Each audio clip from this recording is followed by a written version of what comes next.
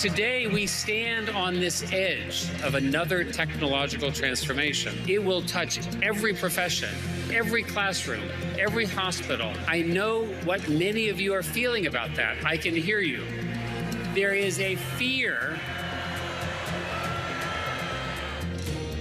He can hear you, so can we. That was former Google CEO Eric Schmidt getting booed during his commencement speech at the University of Arizona last week. That's right. His comments about technology and how new graduates are being impacted by AI did not sit well with the audience. As well. My goodness. Yeah, you can say that again, guys. So this is happening at college campuses across the country. Students, they're rebelling against AI. They're holding protests at Columbia University, Indianapolis, Central Florida, just to name a few.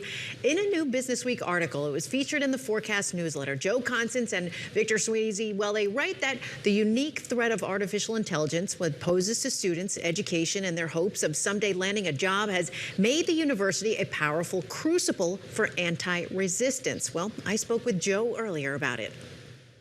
Some of the concerns are, it's very multifaceted. There's a lot of other things that students are worried about. I think there's the climate impact. That's something that this generation really cares about and is very concerned about. And so, you know, they see news about data centers and how much energy those data centers take and what it really takes to power these systems. They're concerned about that.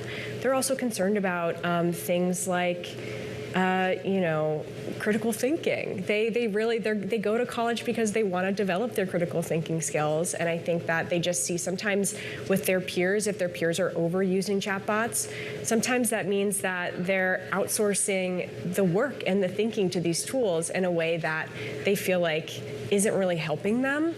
And can honestly lead sometimes to a bit of a dependence on these tools. And so they don't like that.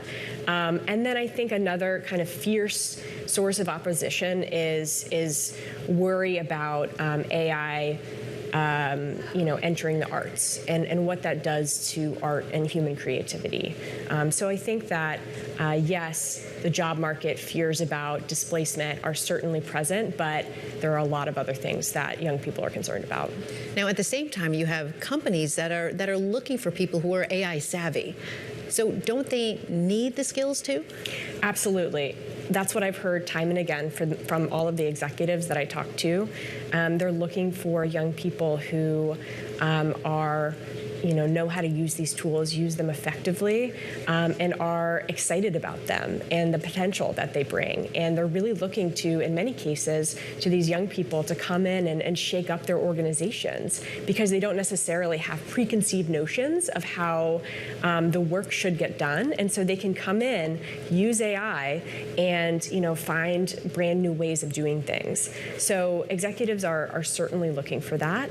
But it's interesting when I've been talking to college students and for the stories I'm writing about the job market, they are often deeply conflicted. Some of them say, I am using AI for my internships, but I don't know how to feel about it, or I'm not wild about it, but I feel like I have to because in order to get a job nowadays, this is what employers are looking for. But let's get into that sentiment because there's a Gallup poll out that kind of breaks it down a little bit more. Mm-hmm. Yes, so this Gallup poll looked at Gen Z sentiment about AI in particular, and it found that even just from last year to this year, sentiment has deteriorated among this group. It's last year, almost 30% of Gen Z respondents said that they were hopeful about AI and the technology.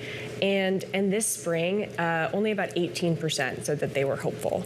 And there's rising anxiety, there's rising anger, in many cases because they see this technology becoming, it's no longer an option. It's something that they feel like they have to use, either in the classroom or in order to get a job.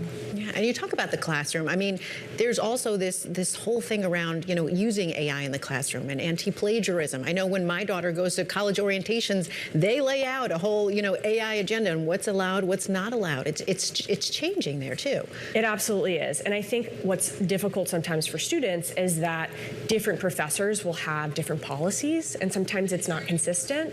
And so it can be very difficult for for a student who, cares very much about not plagiarizing, and following the rules.